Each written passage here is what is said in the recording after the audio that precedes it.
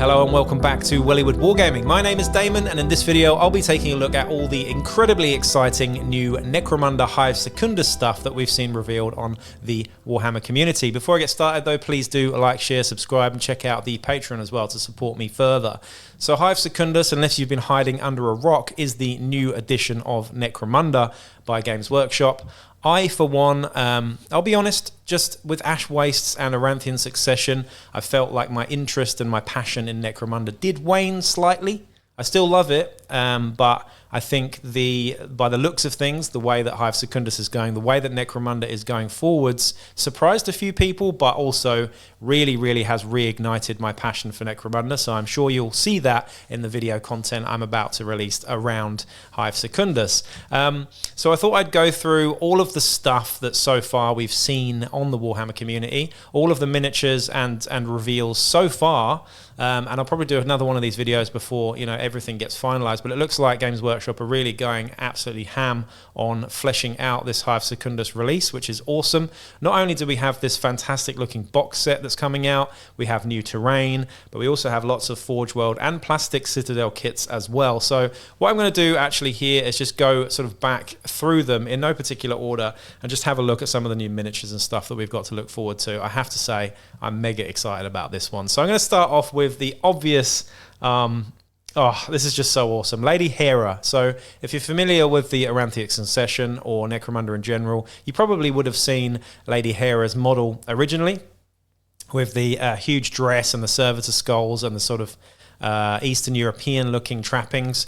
Very amazing model by Forge World. I didn't actually get my hands on it myself just because it looked a bit too fiddly, and I could just tell that if I did get my hands on one, it would probably be just a nightmare to put together personally. I would love to get one at some point though, but I was just never in a rush to do it. So Lady Hera, at the end of the Aranthian Succession, sort of disappeared into Hive Secundus or something and put herself in a big Spyrer suit, and that is exactly what we've got here. Quite a surprise to see the model for Lady Hera's new revamped sort of version, but she basically is a bit of a caterpillar and has now turned into this beautiful machine butterfly that we've got here. So a fantastic looking Forge World sculpt here of Lady Hera, strapped into a robotic Spyrer suit, the biggest Spyrer suit that we've seen so far bigger even than the Oris by the looks of it. We've got both of the weapons that she had in the original iteration of Lady Hera with some extra claws, so 4 arms and 2 legs, and I love all the sort of like mecha dendrites coming out of the head there. You're looking a bit like Angron, to be honest, but this gives me real vibes of like RoboCop 2 or something, Kane, unless I'm remembering it wrongly, but yeah, just really RoboCop looking, I think, in the face there. I can't wait to get my hands on this model and paint it up in an even more grimy and dirty scheme. But I do quite like this green metallic scheme that we've got going on for the Spyrers. Personally, though, I'm a fan of the old Spyrers being all kind of different colours and stuff, a bit like the Power Rangers, except maybe not so bright.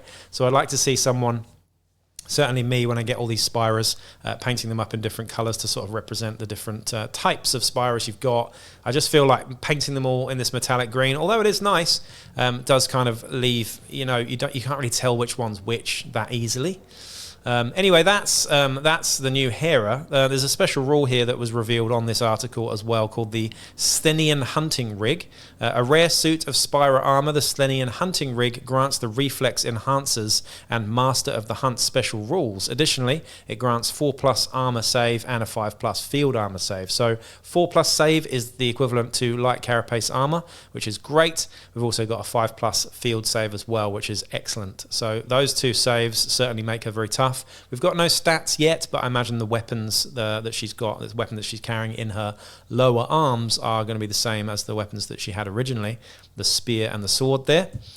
She's also got another special rule here called Sibling Rivalry. If Lady Hera and Stenian Pattern Hunting Rig begins her activation within 9 inches of another Spire Hunter, all of her weapons gain the Reckless trait for the duration of her activation. So it's interesting. It just means that you don't want to join combat with her in close combat, certainly with other Spyrers.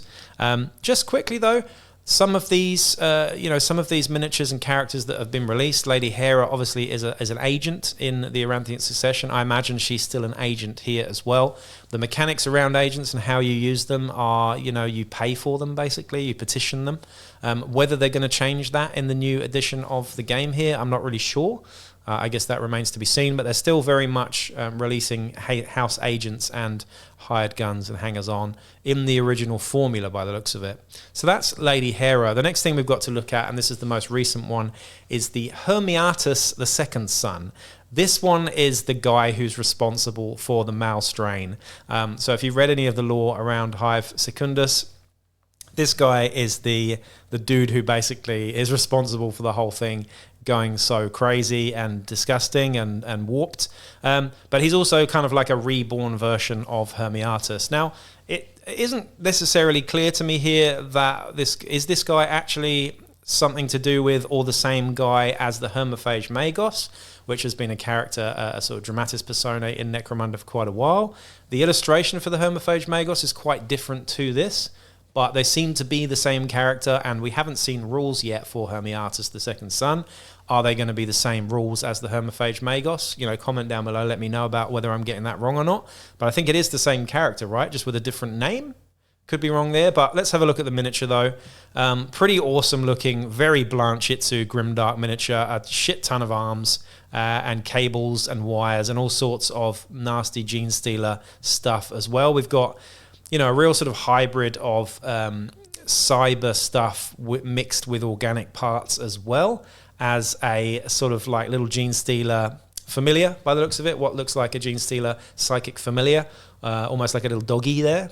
Really nice miniature. I would have liked to have seen this painted up in perhaps even more grimy, dirtier colours, but I say that about every miniature that gets painted by the Games Workshop team. I just like to see it even more dirty and filthy. This one very much looks like one of the Martians, the Mechanicus dudes, and I suppose that's where the origins lie as well. I don't know if we got many rules for this guy other than the fact that he's an unsanctioned psyker.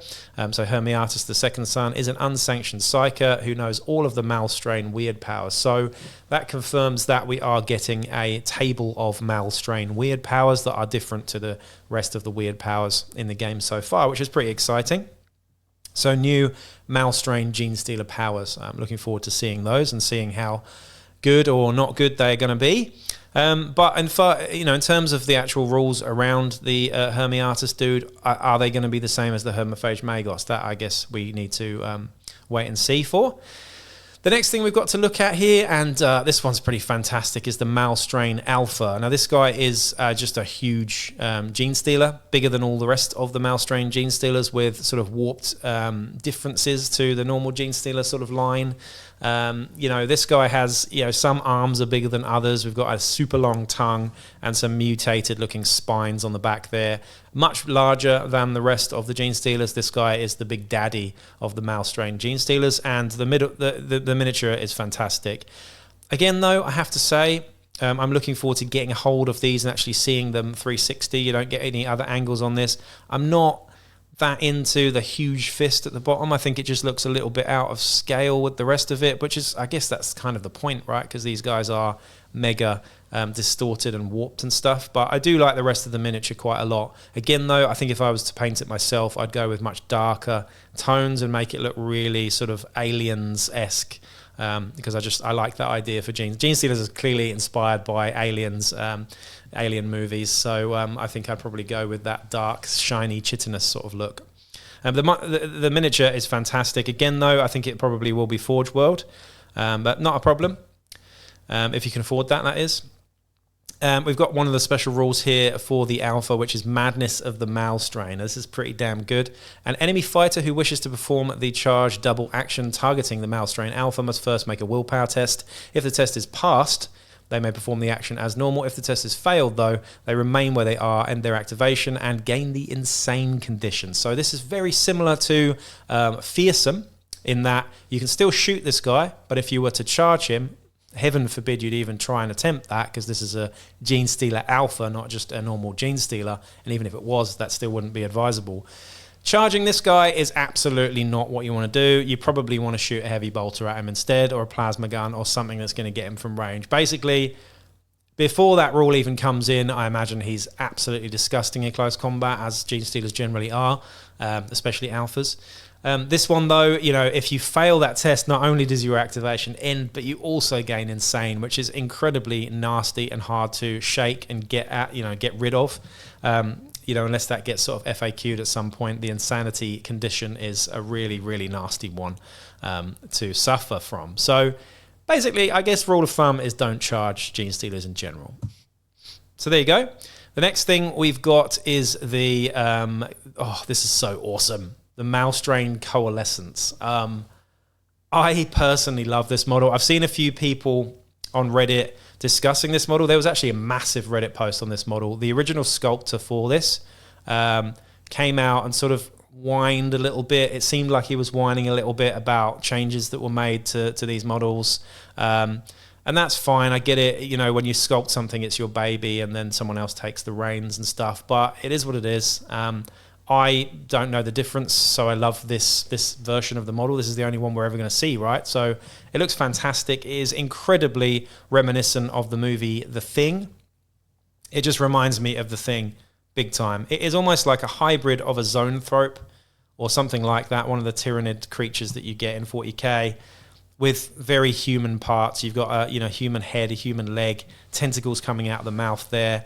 It is just absolutely horrific. And again, the paint job, I think, could go much further, could be much darker and more gross and sinister, but all the sort of warped flesh and nasty tentacles and stuff everywhere is just a fantastic miniature. This is my favorite one so far. This with Lady Hera. Just awesome. Awesome miniature. Cannot wait to get my hands on that one. Have we got any special rules for this guy? I'm not sure. I've got some amazing artwork there as well. That illustration really is lovely. The next thing we've got as well, of course, just to sort of recap on, I suppose, is the actual Hive Secundus box set itself. I've looked at this image quite a bit, and I've read the article quite a bit as well, and I'm really, really looking forward to getting my hands on a copy of this, mainly just to go through the rulebook and see if there are any key changes and new bits and bobs. I'm looking forward particularly to see the actual rules for the new Malstrain Genestealers and whatnot. As well as, of course, the Van Saar stuff that's been, previewed as well, which looks great too. I've recently painted up a Van Saar gang, but I'm not too happy with the paint job, so I think I might start the whole thing again with this box set. So I'm definitely going to get it. And the thing I like most about this box set, which might seem really weird, is those dice, those minty coloured dice. Oh my God, such a lovely coloured dice there. Anyway, I'm looking forward to getting my hands on that. The other thing that I did sort of preview, did highlight a little bit in another video recently, was the sentry guns that everyone seems to forget about. These are just awesome. The twin grenade launchers and twin heavy stubber sentry guns, straight out of the Aliens Director's Cut. I love those, and I cannot wait to get my hands on those as well. And of course, the other one is the Spyrers, the actual Spyrers that you get separately. There's going to be a plastic kit with the Spyrers in it, with the Malkadon, the Yeld, the Jakara, and the whatever the other one is. There's 4 of them, isn't there? But yeah, cannot wait to get my hands on those. And again, paint them up in different colours, maybe make them a little bit more sinister looking, a bit darker, a bit more creepy. But yeah, I mean, there's lots of questions I have around the new stuff, and I'm sure the community has as well. And one of the biggest questions I've got actually regarding the Malstrain Genestealer stuff is the Malstrain Genestealer gang and affiliate stuff that's coming out with Hive Secundus, is it going to replace what we already have for Genestealers? Answers on a postcard, I'd really like to know. I'm kind of okay if it does, but at the same time, I'd like them both to coexist. I'd really ideally like to have 2 Genestealer gangs. I'd like to have your general sort of corrupted, minor looking ones that you've already got with the aberrants and stuff, because I love aberrants. But I can see them entirely replacing and restructuring Genestealer cults in general with the new Malstrain stuff, which would be a bit of a shame. I'd like to still get some of the stuff you get with your, the Genestealers that are already in Necromunda, mainly aberrants. I think aberrants are just really, really cool.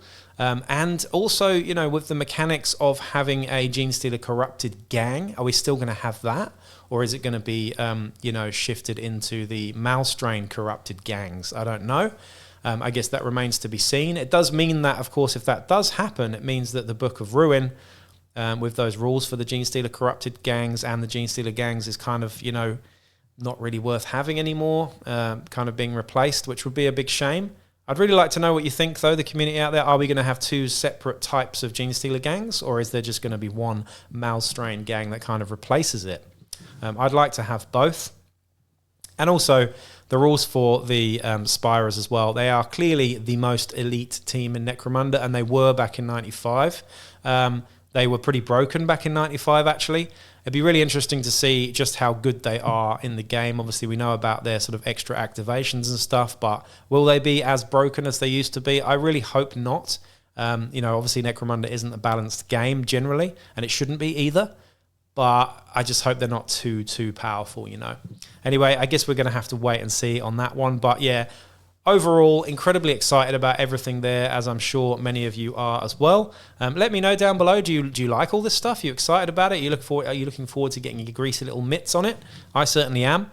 You know, what are you looking forward to the most? Are you looking forward to the Van Saar and the Spyrers, or are you looking more forward to the Malstrain? I think most people that I've spoken to in the community are far more excited about the Malstrain stuff, actually, which is quite interesting. But yeah, it is just a really cool idea, having these corrupted, mutated, disgusting looking Genestealers. Anyway, that's it for now. I'm going to get back with another video at some point once we've seen some more previews for all this stuff, but I cannot wait. So I will catch you in the next video. Peace out.